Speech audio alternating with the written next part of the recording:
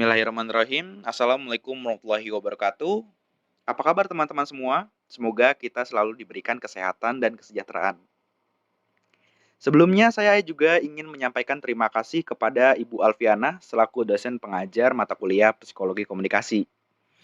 Saya dan rekan saya selaku kelompok 2 yaitu Dimas Eka Kusayandi, saya sendiri, kemudian Muhammad Rashid Ridho, Muhammad Rizky, dan Lutfi Aulia Fatah akan membawakan presentasi tentang proses mental manusia, bagaimana manusia berpikir, pemecahan masalah, dan sampai pengambilan keputusannya. Langsung ke materi. Apa sih yang namanya mental proses?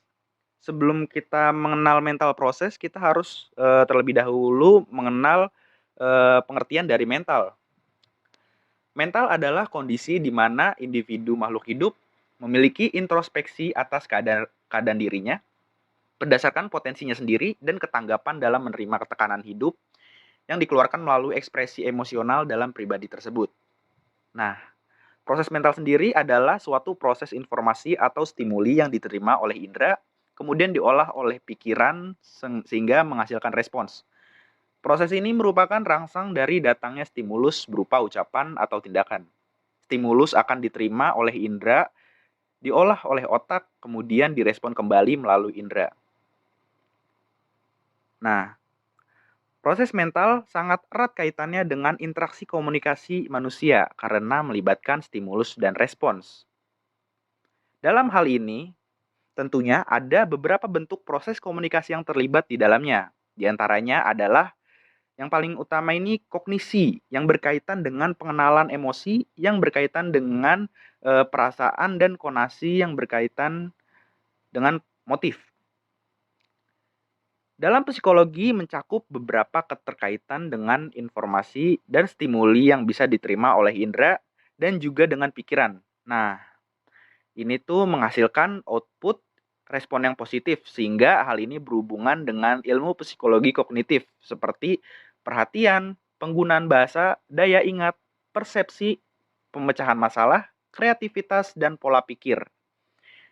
Semua proses psikologis tersebut berkaitan dengan bagaimana individu mempelajari, memperhatikan, mengamati, dan membayangkan, memperkirakan, menilai, serta memikirkan lingkungannya. Tujuan dari aspek kognitif ini berorientasi pada kemampuan berpikir yang mencakup kemampuan intelektual yang lebih sederhana.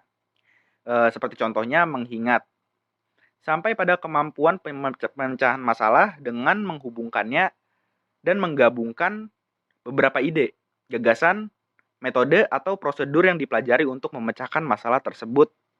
Dan dengan demikian, aspek kognitif adalah suatu pengelompokan yang mengungkapkan tentang kegiatan mental yang sering berawal dari tingkat pengetahuan sampai ke tingkat yang paling tinggi, yaitu evaluasi. Kognisi ini pula mempunyai istilah dalam ilmiah untuk proses berpikir, yaitu process of thought. Nah, di sini ada beberapa teori dan konsep proses mental yang berkaitan dengan proses mental. Yang pertama ada teori berpikir, kemudian yang kedua mengambil keputusan, yang ketiga teori pemecahan masalah, yang keempat ada konsep pendukung, yaitu konsep motivasi dan komunikasi. Yang pertama, berpikir. Teori stimulus respon.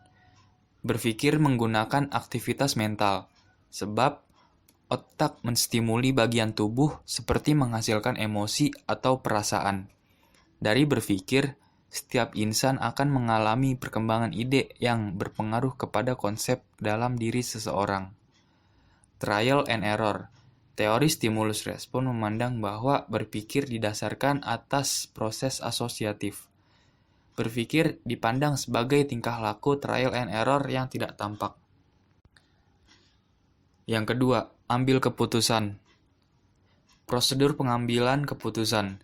Yang pertama, yaitu memperoleh data. Diambil dari membaca situasi, kemudian membuat ilustrasi, di dalam pikiran untuk mengabarkan kemungkinan yang kredibel dan tidak. Yang kedua, metode pengujian. Menghasilkan pilah keputusan. Dari keputusan tersebut diharapkan dapat mengimplikasikan langkah-langkah yang diambil. Lalu yang ketiga, implementasi dan monitoring. Langkah action dan monitoring, apakah implementasi sesuai model yang diharapkan atau tidak. Materi yang ketiga, problem solving. Pendekatan melalui teori Gestalt. Teori Gestalt, pemecahan masalah dipandang sebagai langkah mengorganisasikan persepsi, yaitu proses di mana seseorang menangkap pola-pola keseluruhan dari stimuli atau makna dari bagian-bagian stimuli dalam pola keseluruhan dengan berbagai cara. Dengan demikian, problem solving adalah sebuah proses perseptual kognitif. How to solve it, yaitu di sini ada memahami problem, bagaimana menyusun rencana, melaksanakan rencana, menengok ke belakang, terus kemudian pengaplikasian proses mental. Yang pertama, berpikir. Secara sederhana dapat dikatakan bahwa otak menunjuk pada proses-proses yang terjadi di dalam otak manusia. Nantinya, proses-proses yang terjadi di dalam otak juga akan berhubungan dengan proses mental manusia. Sebagai contoh dan ilustrasi, kita dapat menggunakan aktivitas menonton sebuah film agar lebih mudah untuk dipahami.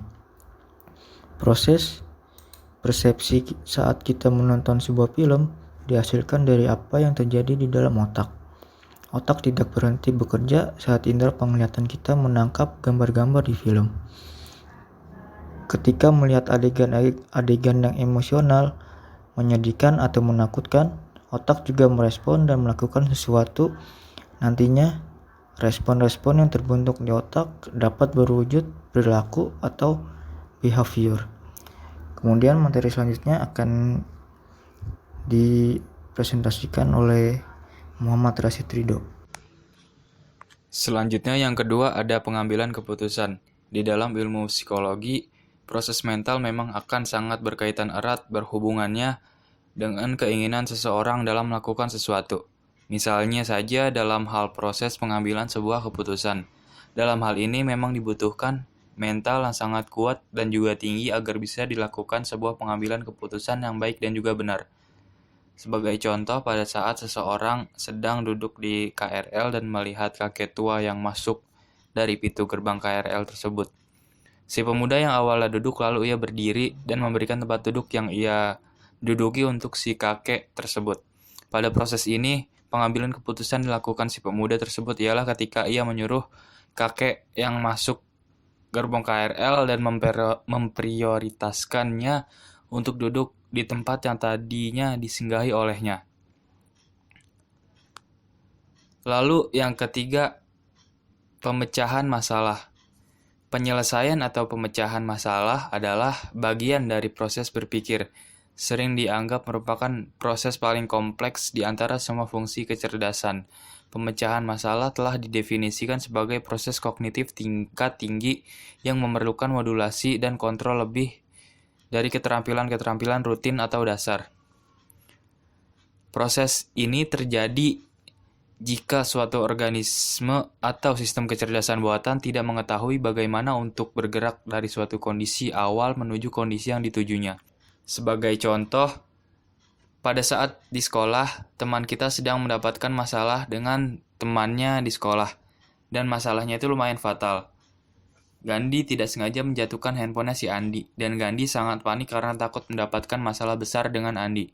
Saya dan teman-teman lainnya segera membantu menyelesaikan masalahnya dan memberikan jalan keluar atau solusi yang baik, agar masalah dapat terselesaikan dengan kepala dingin, tidak ada kekerasan satu sama lain.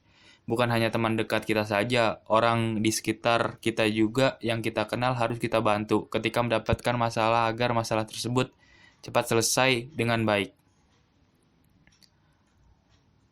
Mungkin sekian yang dapat kelompok kami sampaikan. Terima kasih. Wassalamualaikum warahmatullahi wabarakatuh.